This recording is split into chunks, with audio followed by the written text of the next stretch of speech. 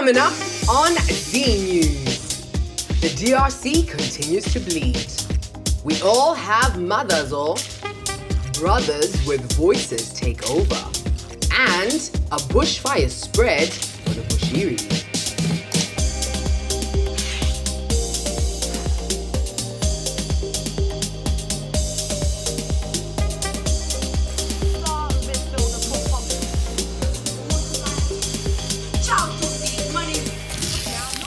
Last week, we spoke about the Congolese giant Patrice Lumumba's finally returning home to the DRC. And if the Zulu proverb holds weight, Ikazi lomuntu liyakhuluma, then definitely Mr. Lumumba's blood has been speaking for the last 60 years because the Congo, unfortunately, keeps on bleeding. Now, as if Africans, we don't need to be rocket scientists to understand that once blood is spilt and not accounted for, more blood will be spilt in the land. Now, what's happening in DRC right now is very much tied to the assassination of the nationalist back in 1961. Now, once he was murdered and a West-friendly leader, Mobutu Sese Seko, was installed, it was over. Now, the Congo has always had a very, very dark history. I mean, starting off with King Leopold II, who enslaved Africans and chopped off their limbs if they rebelled on his land, mind you, to the heinous murder of Lumumba, which was then followed by the genocide that was under Mobutu Sese Seko, who was in power from the time Lumumba died up until 1997.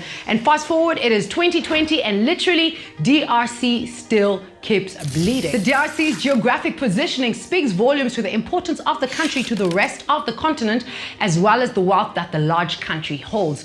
Now, the Congo boasts of being the richest country in Africa with natural resources, and on the traditional list of minerals that they have is copper, diamonds, rubber, and the new one that everybody's basically bleeding Congo out for is cobalt.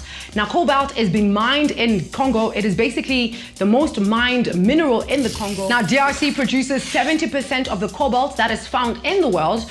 And from this cobalt, they get lithium, which is what is used in all the smartphones that we use, as well as in electric car batteries. Now, with everything turning to become a bit more technological, more smart as we progress, then of course this mineral is going to continue being mined in a higher demand than it is right now in the Congo.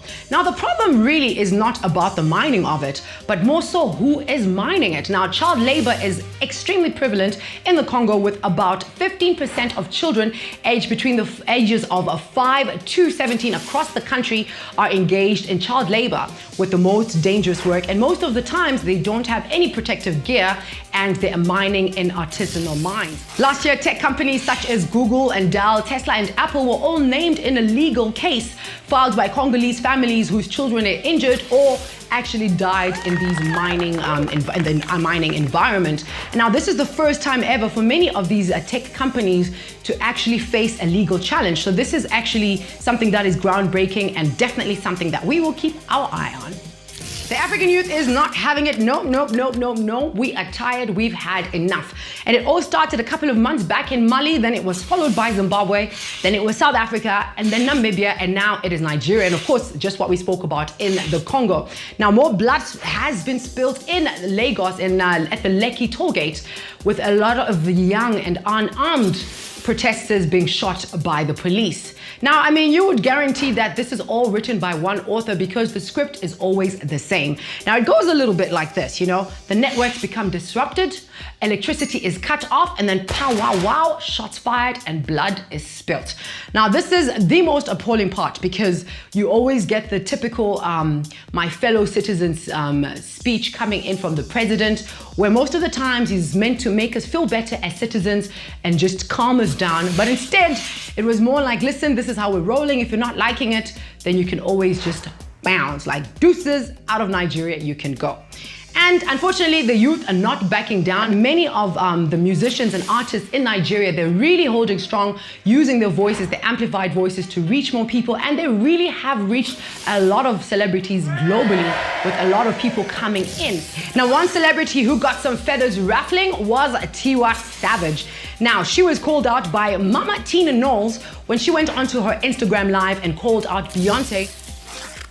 I want to use my platform right now to call Beyonce and the whole team that reached out to a lot of Nigerians, Nigerian artists, Nigerian producers, Nigerian video directors, dancers, creatives. I'm calling on Beyonce and her And team. unfortunately, Mama Knowles did not like this. She came all out and she was a mama bear and she was protecting her cub, Beyonce, and said, listen, honey, you need to take several seats because one, Beyonce is not your political leader, and two, you guys expect too much from Beyonce. If she doesn't do something, it's not good enough. If she does something, it's not good enough. And one of the main arguments was the fact that, you know, a lot of people say that she did not use enough artists from Africa. There are 52 countries, for goodness sake. She can't use all of them. She carried on this tangent and she says she was highly disappointed with Tiwa's antics of going live instead of using the contacts that she has, Beyonce's team, and, you know, reaching out to them and asking them to participate as opposed to calling her out. It was not a good look and she was not having it. Anyway, Tiwa replied and she said, everybody has a mother. So it looks like there's a battle of some sort going on, Celia against Tina, and we would love to see who's gonna win that round. Now, I got to hang out with the coolest guys ever, and they go by the name of Brothers with Voices. And good gracious, the conversation was lit. It was a whole 2 hours, but it literally felt like I was hanging out with them for 10 minutes. I took over the show and I asked them all types of questions that have to go down with stereotypes, myths, and perceptions of African men, and in particular Zimbabwean men. And it was such a breath of fresh air to see them having different ideas and different thoughts, and they kicked out most of these perceptions out of the house and straight out of the neighborhood, honey. Now here's a sneak peek to see what I'm talking about. Yeah, sure. Okay, and dating older women, is that a yay or a nay? That's a good one? Yeah? Yeah. See, you know what? Yeah, we'll give when it I that. was younger, I think I was, what, how old was I? I was, this is gonna sound bad. Anyway, I was I was 17 and I was dating. Can I call it dating? Anyway, I was dating a girl who was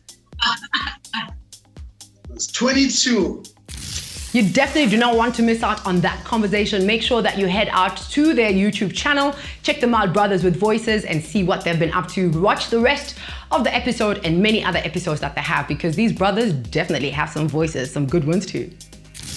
Hababiba baba, hababiba baba. Fire, and a whole lot of fire is coming through on Prophet Bushiri as well as his wife. Now the Hawks have dug their claws right into their backs and they are not letting them go. Now this all went down when Mrs. Bushiri was arrested first, and then Prophet Bushiri handed himself over to the Hawks after a lot of allegations were put on them, and many of these allegations being a bit scandalous. One of them being a money laundering as well as a corruption case of over 100 million rands was involved.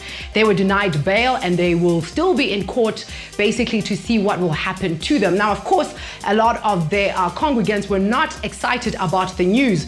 All of these congregants coming in from the Enlightened Christian Ministries, and they were at the court and they were screaming and praying and speaking in tongues against what the enemy's agents are doing against their papa and mama. If they are charged, then it will set precedent to what will happen in the future for many of these prosperity leaders that, you know, prey on spiritually weak people as well as working class people that just want a better life. I mean, at the end of the day, the word does say that you will see them by the fruits of their work.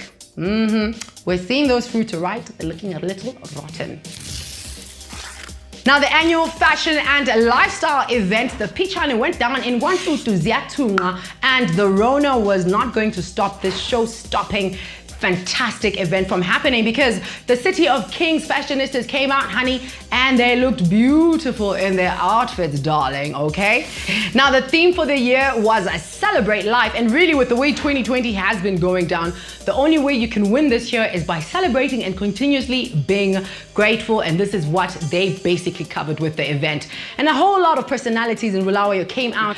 Braden from Becoming Braden was on it. Actress and presenter Mboma Hawks came through looking lovely lovely in her big hat. Makeup artist Evie Glam as well was there.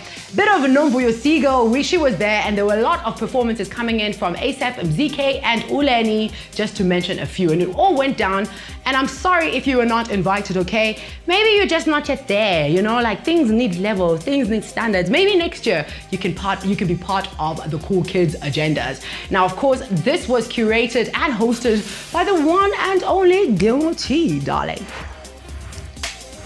And that's it. I am done. Thanks so much for hanging with me. I had a great time. I hope you did too. If you did enjoy the episode, please hit the like button. And if you want to see more episodes like this, I come back every single week with a lot of hot stories for you.